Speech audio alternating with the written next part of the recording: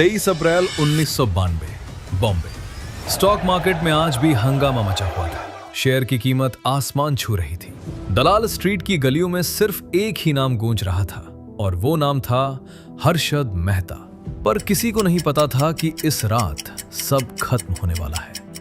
24,000 करोड़ रुपए, इतना बड़ा नंबर कि आप सोच भी नहीं सकते। उस जमाने में ये पूरा इंडिया का 1 साल का बजट था और ये पैसा था ही नहीं, सिर्फ कागज पे था। आपने स्कैम 1992 वेब सीरीज देखी होगी। प्रतीक गांधी ने हर्षद का रोल किया था, पर वो पूरी कहानी नहीं थी। असली खेल कुछ और ही था। बैंक रिसीट, सिर्फ एक कागज का टुकड़ा। इसी कागज ने 24,000 करोड़ रुपए का स्कैम पॉसिबल बनाया। और सबसे बड़ी बात, हर्षद अकेला नहीं था। बैंक के चेयरमैन, बड़े अफसर, पॉलिटिशियन सब मिले हुए थे। लेकिन किसी को नहीं पता था कि ये ताश का घर कितनी जल्दी गिरने वाला है।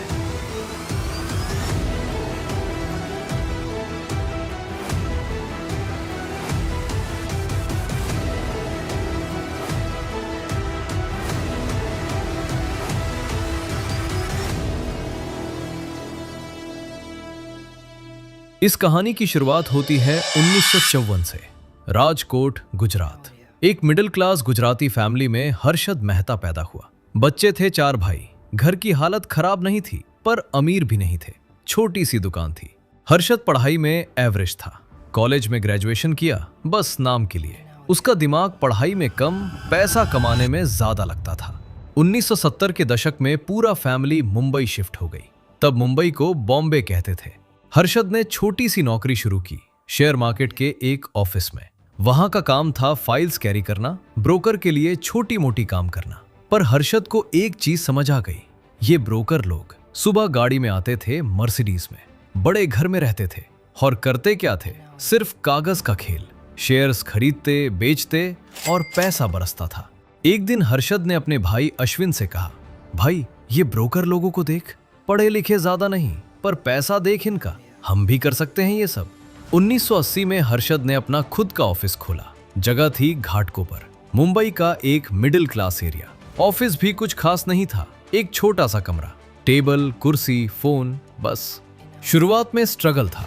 छोटे छोटे क्लाइंट्स, 500 रुपए, 1,000 रुपए का शेयर खरीदना बेचना। पर हर्षद के पास था एक चीज, भरोसा। लोग कहते थे हर्षद भाई का काम सॉलिड है।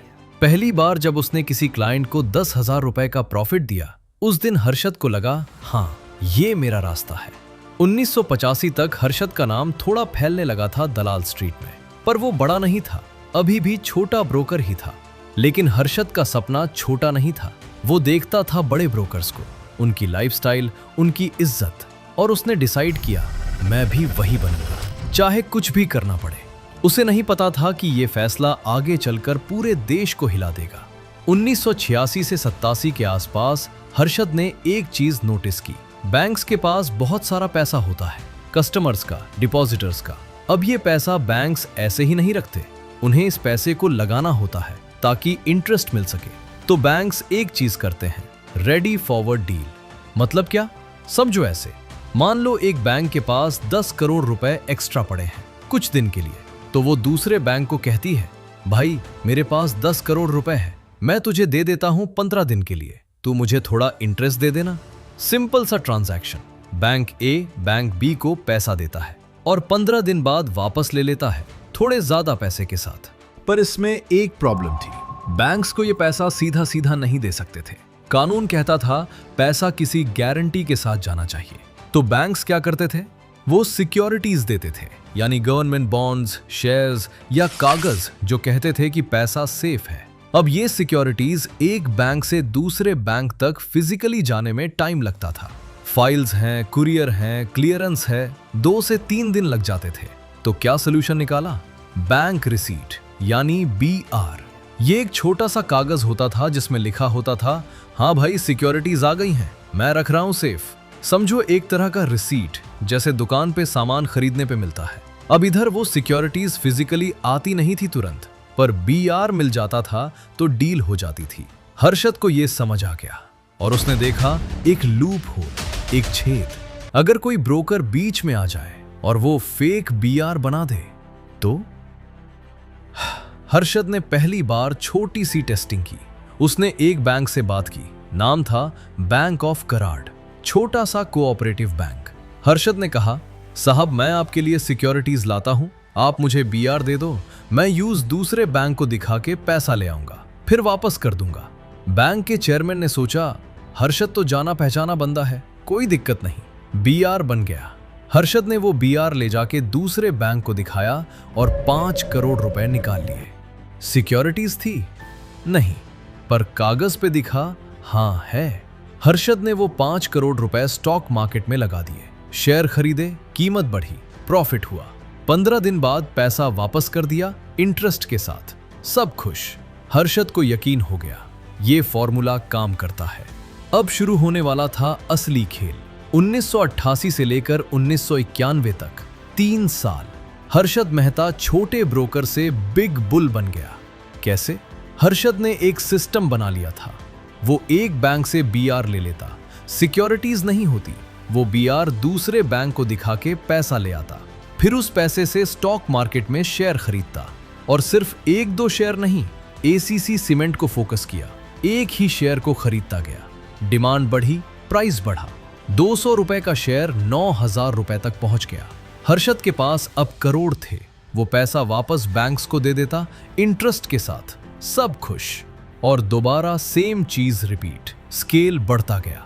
10 करोड़ रुपए से 50 करोड़ रुपए, 50 करोड़ रुपए से 500 करोड़ रुपए, और एक दिन 24,000 करोड़ रुपए का गेम।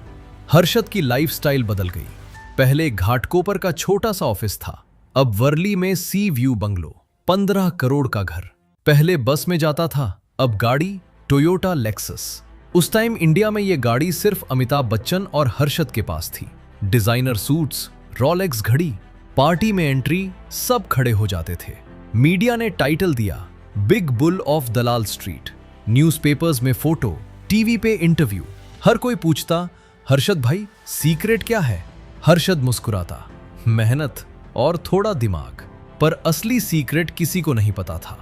अब दिक्कत ये थी, हर्षद अकेला ये सब नहीं कर सकता था, उसे चाहिए थे पार्टनर्स। बैंक्स के अंदर बैंक ऑफ कराड़ का चेयरमैन हितेन दलाल, वो देता था बीआर बिना सिक्योरिटीज के। मेट्रोपॉलिटन कोऑपरेटिव बैंक का चेयरमैन, उसे भी हाथ मिलाया हर्षद ने। नेशनल हाउसिंग बैंक के कुछ अफसर इन्वॉल्व थे। स्टैंडर्ड चार्टर्ड बैंक के एक एम्प्लॉय पल्लव परुलकर, उसके बिना तो बीआर सिस्टम ही नहीं चलता था। वो बनाता था फेक एंट्रीज, फेक सिग्नेचर्स, सब मिले हुए थे, सबको पैसा मिल रहा था। पर एक आदमी था जो चुपचाप सब देख रहा था। टाइम्स ऑफ इंडिया की एक जर्नलिस्ट सुचेता दलाल, वो समझ गई थी कुछ तो गड़बड़ है। मार्केट इतनी तेजी से नहीं बढ़ता, हर्षद इतना पैसा कैसे कमा रहा है? उसने फाइल्स खरीदनी शुरू की, लोगों से बात की, चुपचाप इन्वेस्टिगेशन शुरू हो गई। पर हर्षद को क्या पता, वो तो अपने लेक्सस में घूम रहा था। उसको लगता था अब मुझे कोई नहीं रोक सकता। एक बार उसने इंटरव्यू में कहा था, रिस्क लेने से डरते हो तो शेयर मार्केट में मत आओ। लेकिन वो नहीं जानता था कि जिस चीज ने उसे ऊपर उठाया था, वही उसका सबसे बड़ा दुश्मन बनने वाली थी। 1991 का एंड, 1992 की शुरुआत। हर्षद मेहता उस वक्त इंडिया का सबसे पावरफुल आदमी था, कम से कम दलाल स्ट्रीट पे तो जरूर। एक दिन में उसका टर्नओवर होता था 500 करोड़ रुपए का। समझो, एक दिन में इतना पैसा घूम रहा था जितना छोटे शहर का पूरा साल का बजट होता है। एसीसी के शेयर्स 9,000 रुपए, वीडियोकॉन 7,000 रुपए, अपोलो टायर्स, सब आसमान छू रहे थे। रिटेल इन्वेस्टर्स, मतलब छोटे लोग जो 10,000 से 20,000 रुपए लगाते थे, उन्हें लग रहा था कि उनका सपना सच हो रहा है। शेयर खरीदो, 2 महीने में डबल। न्यूज़पेपर्स में हर्षद का photo, headlines, the man who moved markets. TV पे इंटरव्यूज, सूट पहन के मुस्कुराते हुए हर्षद कहता, मार्केट में साइकिल होती है, समझो साइकिल को, तब कमा सकते हो। पर कोई नहीं जानता था कि ये साइकिल असली नहीं थी, नकली थी। उसकी बीवी ज्योति, बच्चे, बड़ा घर, स्टाफ, सब कुछ था। हर्षद के पास पावर थी। वो जिस शेयर को छूता वो बढ़ता, जिसे बोलना बंद करता वो गिरता। मार्केट उसकी उंगलियों पे नाचता था। लेकिन उधर सुचेता दलाल अपना काम कर रही थी। उसने एक बैंक एम्प्लॉय से बात की सीक्रेटली। उसने बताया, मैडम बीआर के नंबर्स मैच नहीं हो रहे, सिक्योरिटीज फिजिकली आ ही नहीं रही, सब कागज पे है। सुचेता को समझ आ गया ये स्कैम है, बड़ा स्कैम। उसने और इन्वेस्टिगेशन की, फाइल्स खरीद के देखी, बैंक्स के अंदर के सोर्सेस से बात की और फाइनली एक दिन उसने डिसीजन लिया। 23 अप्रैल 1992 टाइम्स ऑफ इंडिया में छपा एक आर्टिकल। हेडलाइन था billions vanish in stock market scam. उसमें हर्षद का नाम था, बीआर का पूरा सिस्टम एक्सप्लेन किया था, बैंक्स के नाम थे, नंबर्स थे। बॉम्बे उस दिन हिल गया। सुबह 9 बजे जब न्यूज़पेपर आया, लोगों के हाथ कांपने लगे। स्टॉक एक्सचेंज के बाहर भीड़ लग गई, लोग चिल्ला रहे थे, हमारा पैसा डूब गया। हर्षद उस वक्त अपने वर्ली के बंगलों में सो रहा था। उसके पीए ने फोन किया, सर बड़ी प्रॉब्लम है, न्यूज़पेपर देखो। हर्षद ने पेपर खोला, अपनी फोटो देखी, आर्टिकल पढ़ा। पहली बार हर्षद मेहता के चेहरे से मुस्कान गायब हो गई। ताश का घर गिरने वाला था। 23 अप्रैल 1992 के बाद स्टॉक मार्केट क्रैश हो गया। एक दिन में 1000 करोड़ रुपए का पैसा डूब गया। एसीसी जो 9000 रुपए पे था, 3000 रुपए पे आ गया। आरबीआई यानी रिजर्व बैंक ऑफ इंडिया ने तुरंत इन्वेस्टिगेशन शुरू की। सीबीआई को बुलाया गया, बैंक्स पे रेड हुई। हर्षद ने पहले तो कोशिश की छुपने की। उसने अपने लॉयर को बुलाया, कुछ करो, ये आर्टिकल झूठ है, डिफेमेशन केस डालो। पर अब बहुत देर हो चुकी थी। बैंक्स के चेयरमैन जो पहले हर्षद के दोस्त थे, अब उसका नाम लेने से डर रहे थे। हितेन दलाल पकड़ा गया, पल्लव परुलकर अरेस्ट हुआ। एक एक करके सब गिरने लगे। 6 नवंबर 1992 हर्षद मेहता को थाने जेल में बंद कर दिया गया। एक बंदा जो लेक्सस में घूमता था, अब जेल की 8x10 की छोटी सी सेल में। पर कहानी यहां खत्म नहीं हुई। हर्षद ने जेल से एक धमाका किया।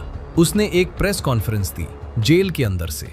उसने कहा, मैं अकेला नहीं था, सब मिलके खेल रहे थे, पॉलिटिशियंस, मिनिस्टर्स, सबको पता था। और फिर उसने सबसे बड़ा बॉम्ब फोड़ा, मैंने प्राइम मिनिस्टर नरसिम्हा राव को 1 करोड़ रुपए दिया है सूटकेस में। पूरा देश हिल गया।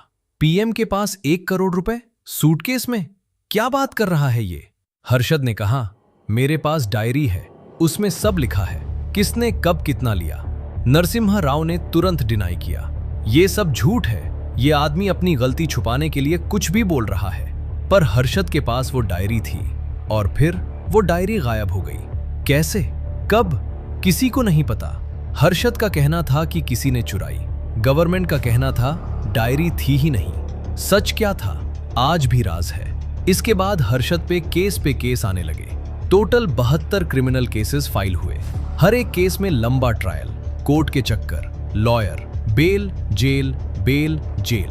पर एक ट्विस्ट और था, इन 72 केसेस में से 27 में हर्षद को एक्विट कर दिया गया। यानी कोर्ट ने कहा इस केस में ये गिल्टी नहीं है। मतलब क्या? मतलब हर्षद अकेला विलन नहीं था। बैंक के चेयरमैन थे, अफसर थे, सिस्टम करप्ट था। पर सब ने ब्लेम किया एक आदमी को, और वो थे हर्षद मेहता। वो जेल में चिल्लाते रहे, उनकी हेल्थ खराब होने लगी, stress, depression, jail, court, jail, court.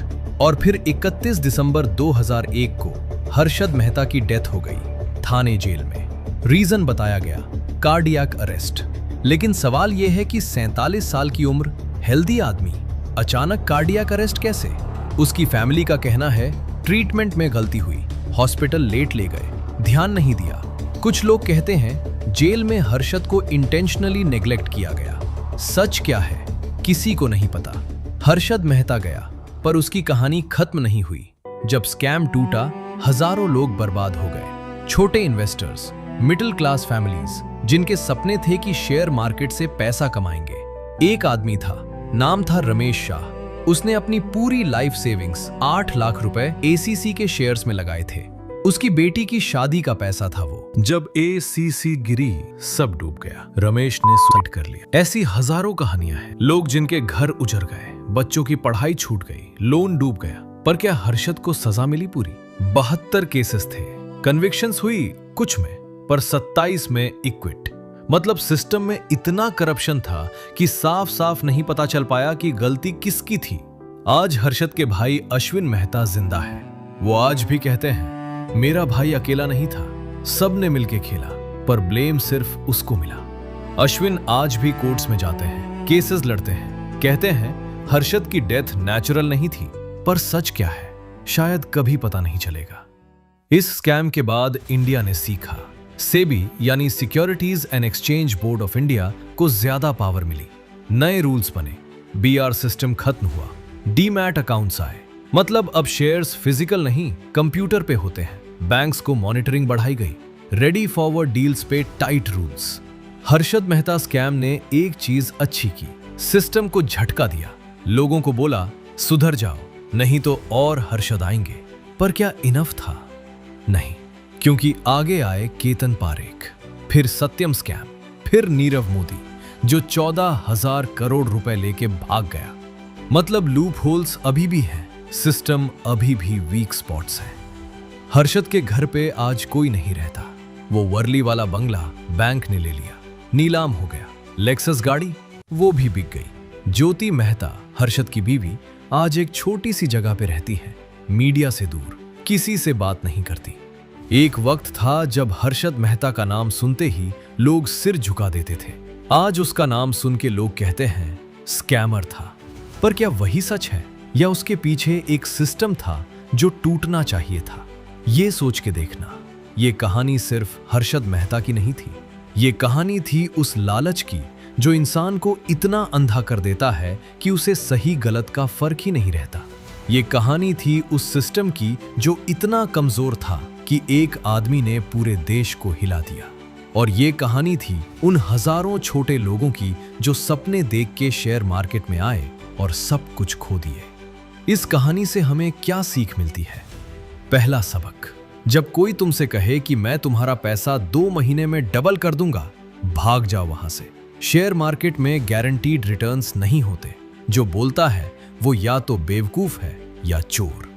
दूसरा सबक, जब फाइनेंशियल सिस्टम में फ्रॉड होता है तो ब्लेम सिर्फ एक आदमी को नहीं देना चाहिए, सिस्टम को फिक्स करो, बैंक्स के रूल्स, गवर्नमेंट की मॉनिटरिंग, सेबी का काम, सबको इंप्रूव करो।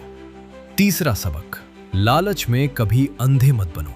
हर्षद ने सोचा था वो सबसे चालाक है, पर अंत में वो भी जेल में मर गया, 47 साल की उम्र में। और दलाल स्ट्रीट की वो दीवारें वो आज भी याद करती होंगी उस आदमी को जो एक वक्त बिग बुल था और आखिर में सिर्फ एक कैदी बन के रह गया।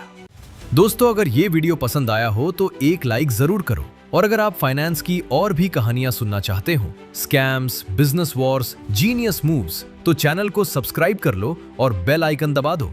हम हर हफ्ते एक नई कहानी लाते हैं, ऐसी कहानियां जो आपको सिखाएं, सोचने पे मजबूर करें और थोड़ा एंटरटेन भी करें।